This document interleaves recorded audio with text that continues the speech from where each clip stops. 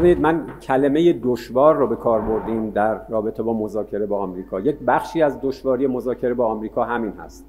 شما با طرفی مواجه هستید که به هیچ یک از قواعد متعارف یک روند دیپلماتیک پایبند نیست.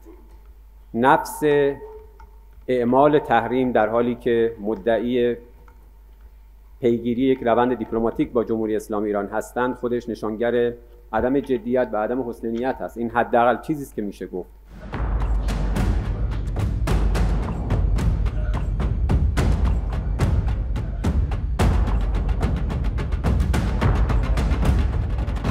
ما هیچ پیشنهاد مکتوبی از طرف آمریکایی تا الان دریافت نکردیم.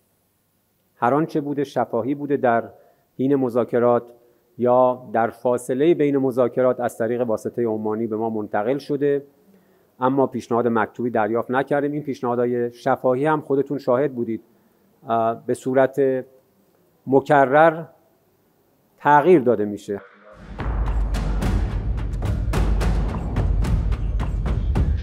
من واقعا خودم مطمئن نیستم که آیا سیاستگزاران آمریکایی، کسانی که دستورالعمل صادر میکنن، آیا متوجه این موضوع هستند که چنین تغییراتی، چنین اعوجاجاتی در بیان مواضع تا چه میزان زیادی لطمه میزنه به جایگاه و اعتبار مذاکراتی مذاکره کنندگانشون.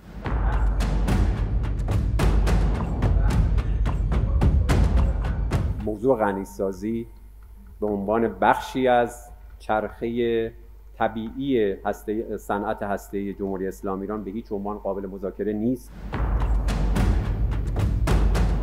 ببینید، غنیسازی یک امر فانتزی نیست که ما بگیم از ایران بخوایم که متوقف کنه یا تعلیق بکنه.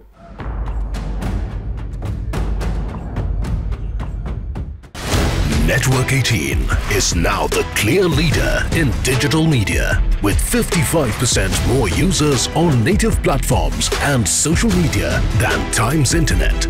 Network 18, the undisputed leader of news networks, way ahead of the times.